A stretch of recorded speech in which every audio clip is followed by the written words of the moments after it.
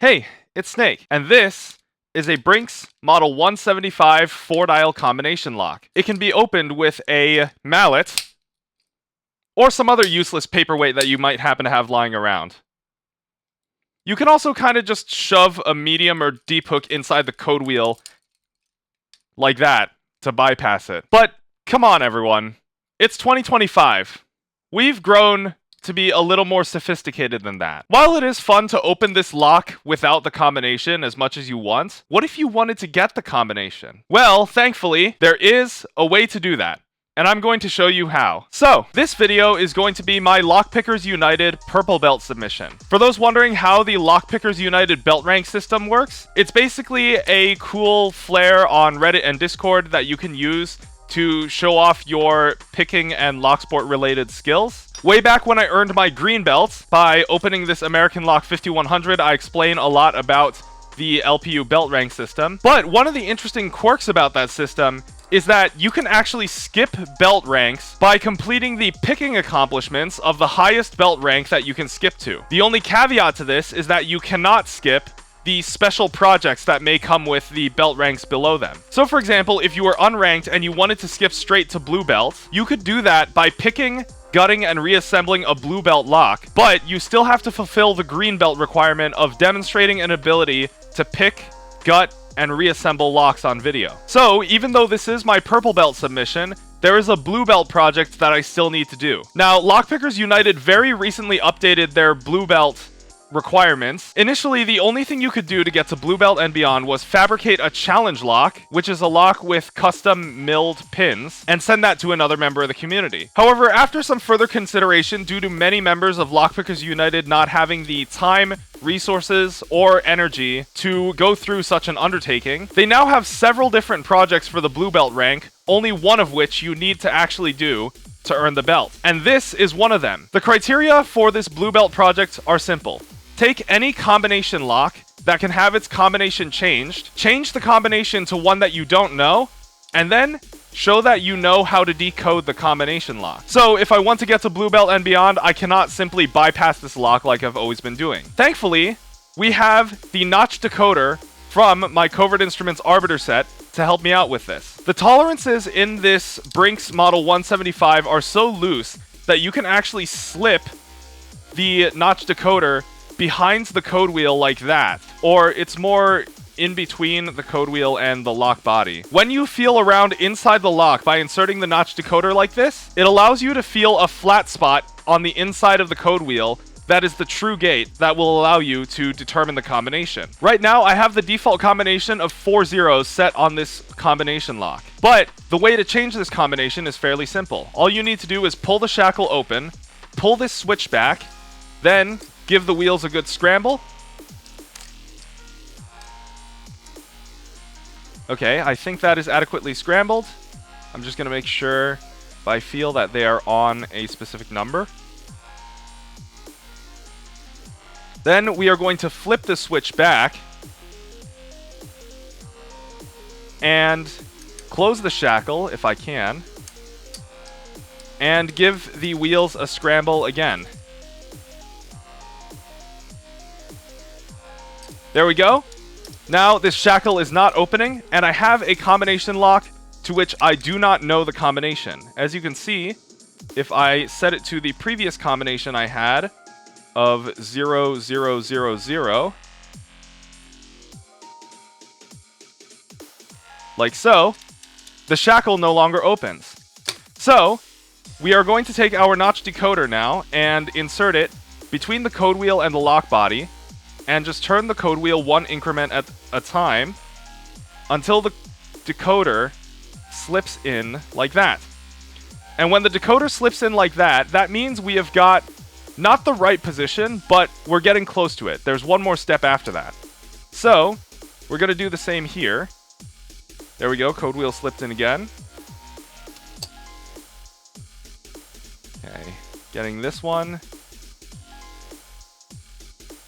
There we go, the decoder has slipped. And we're going to do it with this one.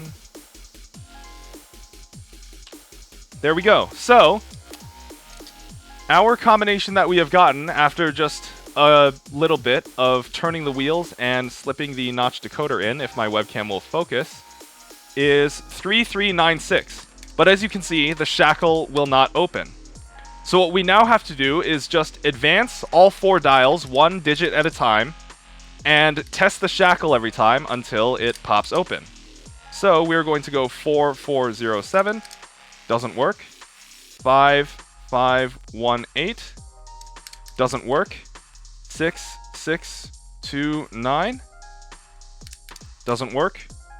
7730, doesn't work. 8841, doesn't work. 9952, doesn't work. 0063, and that is our combination, 0063. And that is how you can take a lock like this one without knowing the combination prior and use a thin shim of metal to figure out the combination. Now, decoding a combination lock like that is only one part of getting to Purple Belt. That is the Blue Belt project that we could not bypass to skip to that rank. The other part of getting to the Purple Belt rank is picking not 1, but 2 locks ranked as Purple Belt.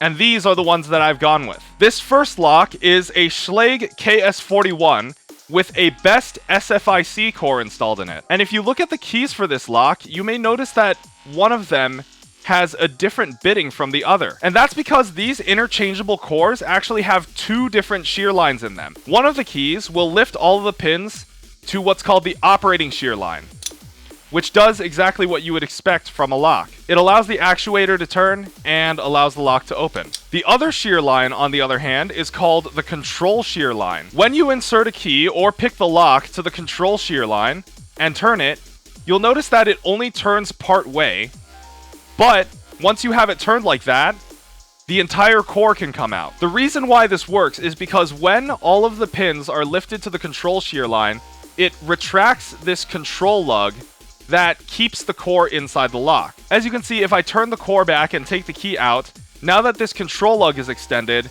the core no longer fits inside the lock. I have to retract the control lug, insert the core into the lock, and then extend it again, and now it's in place and it's not coming out. The reason why interchangeable cores see so much use in specifically commercial and industrial applications like this is an industrial grade lock. It's like solid steel. It's got a beefy, hardened shackle. These SFIC locks are so useful for commercial and industrial applications because as long as you have access to the control key, you can take the core out and replace it with a different one in literally like seconds. So it allows for very quick rekeying without having to disassemble the entire lock. The other lock that I will be picking for this video is going to be this Medeco M3. It's made a number of appearances on my channel before, but the reason why this lock is so difficult to pick is twofold. First off, the key pins have a tip that is actually a chisel shape instead of being this typical round point. And if you take a look at this example of a Medeco key right here, you will notice that some of the cuts are actually slanted to one side. That's because the slants in this cut interface with the chisel tips of the key pins and rotate them to a specific angle. Then there's a sidebar inside the core that interfaces with slots cut in the key pins, and when all of the key pins are rotated to the correct angles, the sidebar is able to retract and the lock can open. And that is on top of the standard pin tumbler mechanism on the top. So not only do you need to lift the driver pins to the correct height, but you also need to rotate the key pins to the correct orientation. And to add insult to injury, there is also an interactive element at the bottom of the keyway. It doesn't add that much of an extra challenge, you just need to flip your pick over and poke it, but it can sometimes be difficult to determine if you've actually picked the lock if you forget to check the interactive element. Because you may notice that all the pin stacks pass the tests that you're used to, but the lock won't open. It's because you haven't poked the interactive element. I already recorded the footage of picking both of these locks ahead of time, so we're going to cut to that right now. But I am pretty locked in for these two picks, because these are actually quite difficult. To put it into perspective, these are the types of locks that I would trust on the front door of my house. The only reason I don't actually have these on the front door of my house is because when you start going into purple and beyond, you start getting into locks that are restricted mainly for commercial use. For example, this Acetwin exclusive, which is a black belt lock, you're only ever going to find this on commercial installments. So every so often you will see me jump in with some commentary on what exactly I'm doing. Okay, apologies for the vertical orientation, but this first video is me picking the Schlage KS41 with the best SFIC cylinder. Because assembling SFIC cores is a little more complicated than usual for a lock, the LPU actually doesn't require you to completely gut the core once you've pulled it out of the lock. However, what they do require is that you insert the operating key and turn the core 180 degrees to verify that all of the pin chambers have been populated. Now, I'm going in on this lock using the Apex short hook in 25 thou as well as a 50 thou pry bar, and this first part is me picking it to the operating shear line.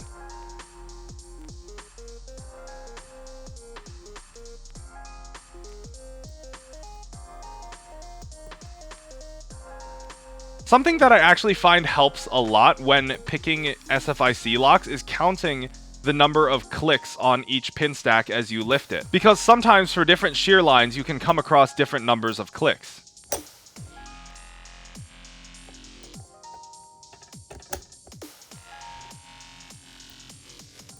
So I've just picked the lock to the operating shear line, and now I'm going to be picking it to the control shear line. Very commonly on locks with interchangeable cores like this, you might find one shear line consistently more difficult than the other, and in this case, picking to the control shear line is actually pretty hard sometimes. Especially for pin stacks 1 and 6. In either case, oversetting those pin stacks can be quite easy. Reaching all the way back to pin stack number 6 to pick it to the operating shear line without oversetting 5 behind it is especially difficult. And when I was in the early stages of learning how to pick this lock, I would sometimes actually need to float to clear a pin stack past a certain stopping point.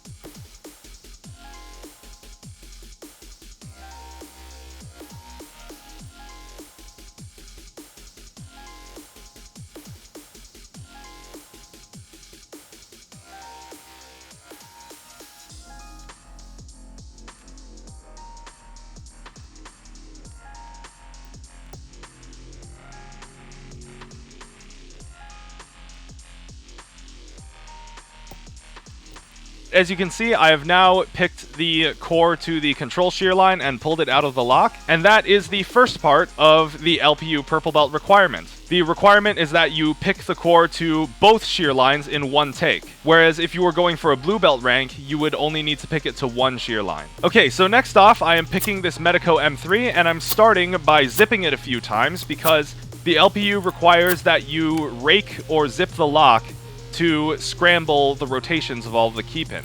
I'm using top of keyway tension with the 50 thousandths Reaper pry bar, and I'm using both the short hook and the gem hook from my Apex set. The short hook is really good for lifting the driver pins to the shear line because the flat tip gets a really good hold on the chisel tip of the key pin.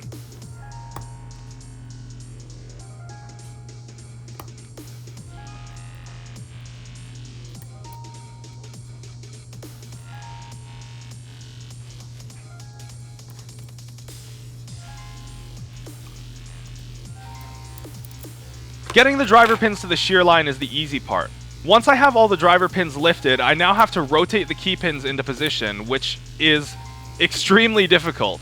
It's not for the faint of heart. This is where I switch to the gem hook to start pushing and pulling the pins. As I explained in my Apex First Impressions video, the pointed tip of the gem hook is really good for getting a grip on the side of the key pin, so I can push and pull it to what might be the correct rotation.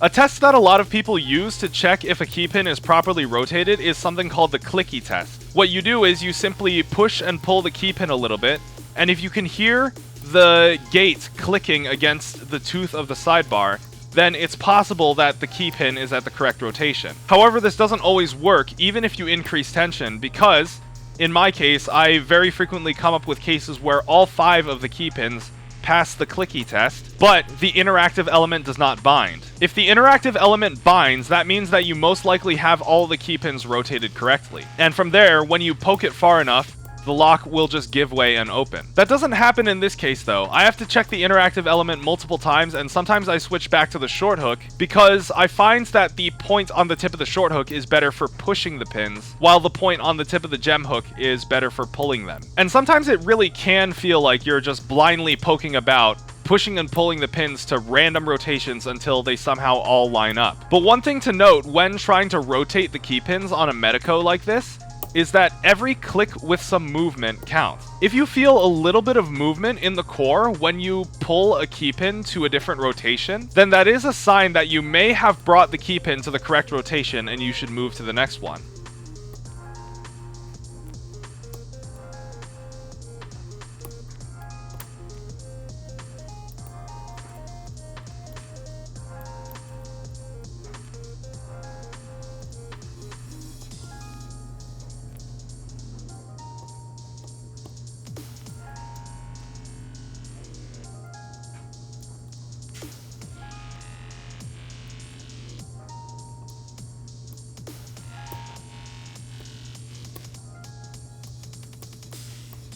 This particular lock is really annoying because it has a high lift pin number 1. When lifting the driver pin in the number 1 pin stack to shear, I sometimes have to change my grip on the lockpick and lever down on it because it's just such an awkward angle to lift it at.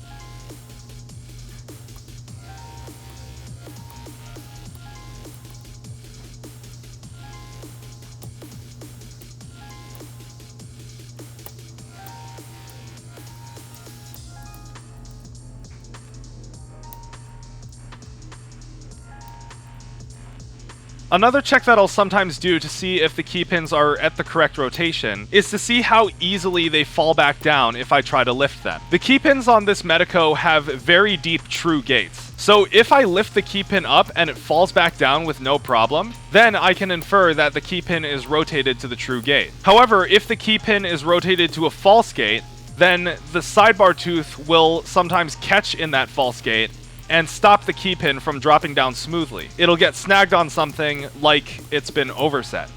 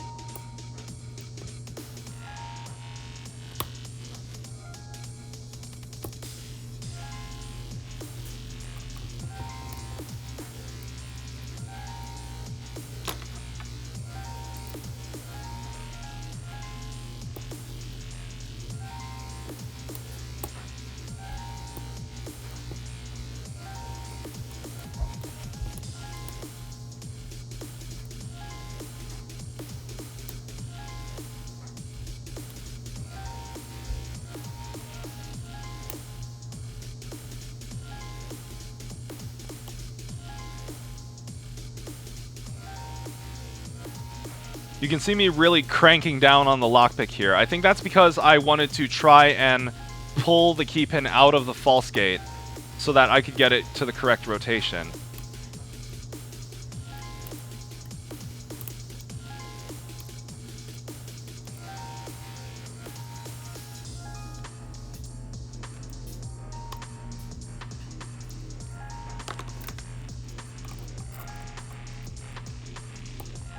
There we go. The interactive element was binding. I poked it with the short hook, and we've got an open. Now it's time to gut the lock. This Medeco M3 was factory grubbed, so thankfully it's quite easy to disassemble it. all you have to do is undo the 5 screws at the top, and then let the driver pins and springs drop out. And then from there, you can undo the 2 screws holding the tailpiece in on the back, push the core out, and then get out the key pins.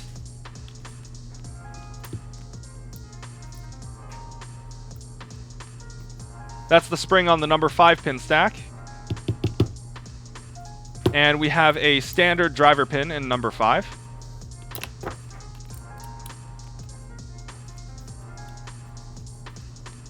As I got this lock, you may notice that some of the driver pins are longer than others. That's because this lock has balanced pin stacks. Balanced pin stacks are often seen in commercial locks because, first off, they prevent the known driver pin length decoding attack. If the lengths of the driver pins are known, then you can decode the lock by overlifting all of the pin stacks and then simply seeing how far each key pin extends down. With balanced pin stacks, it prevents that.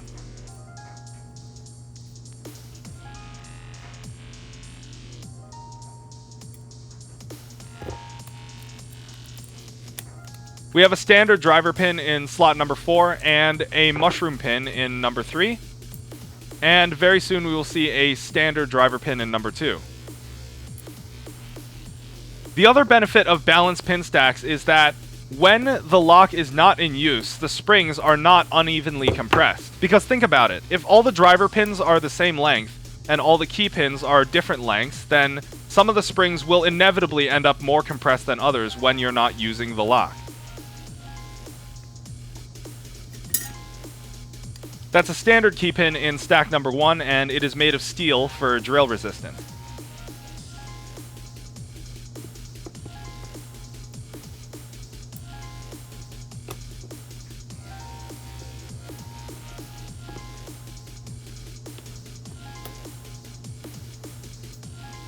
We've gotten the screws off the tailpiece now, and we are pushing the core out.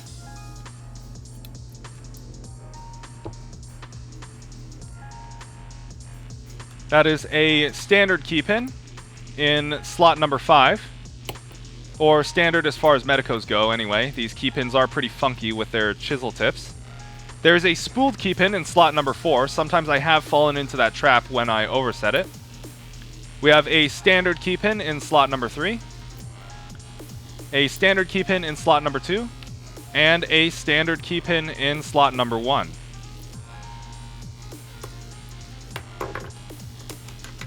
And finally, I'm now going to get out that sidebar and interactive element. The sidebar and interactive element have some extremely tiny springs that are easy to lose, especially if you don't have a strong magnet to retrieve them after that. So I have to be very careful with these 2 parts.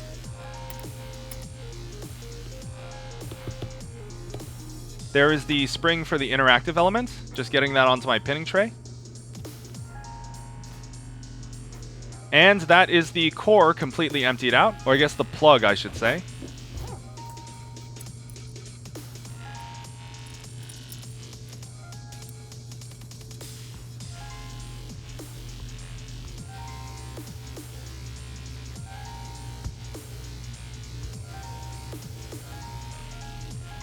And unfortunately, Blackmagic camera's autofocus did not want to cooperate, but I turn on some lights and you'll see me move the pinning tray back here, and hopefully you can see that all 5 of the teeth on that sidebar are present, which means that this lock has not been tampered with to make it easier to pick.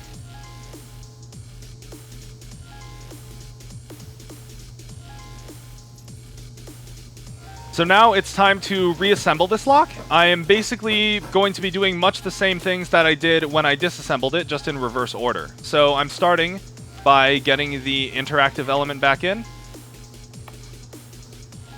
Once again, that is a very tiny spring, so I have to be very delicate with how I insert it into the plug. It goes in the bottom of the plug just like that, making sure that it slides back correctly. And then after that, I have to make sure those springs go into the sidebar and I get the sidebar right.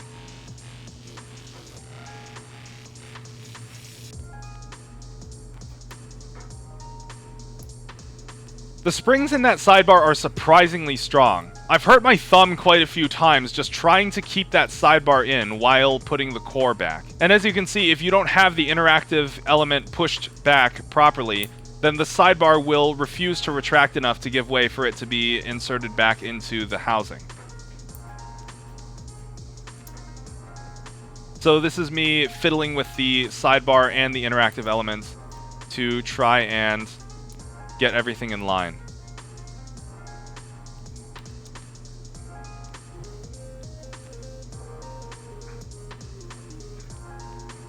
I think this is the point where I've got it. Just using my thumbnail to push the interactive element back so that the sidebar can go all the way in.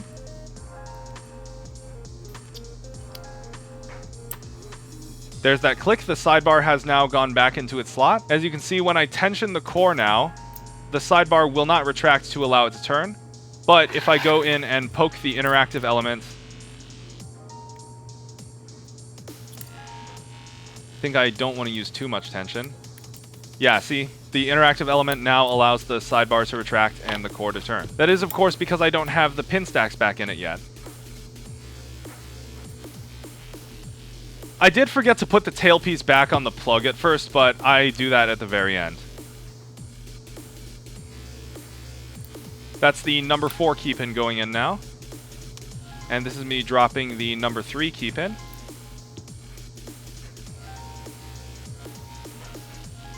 That's the number 2 key pin.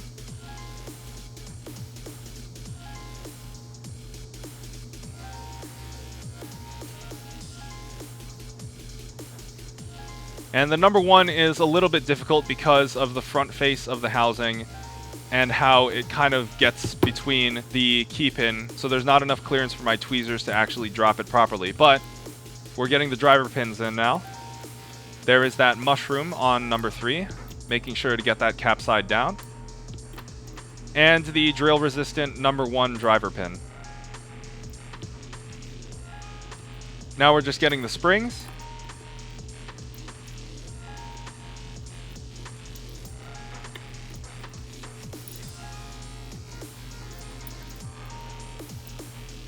And finally, those grub screws on the top.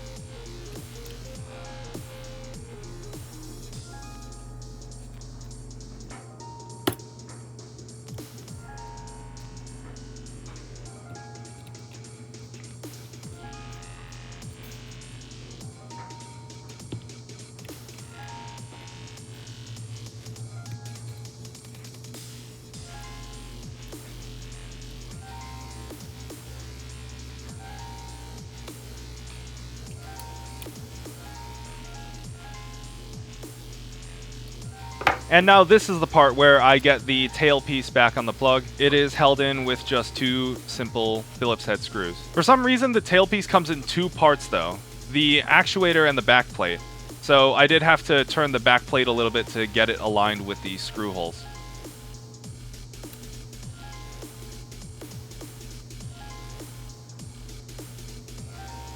And with that, we have a fully reassembled Medeco M3. Unfortunately, this lock was not sold to me with a key, but there it is. All the key pins lift fine and are perfectly springy. And that's the lock done.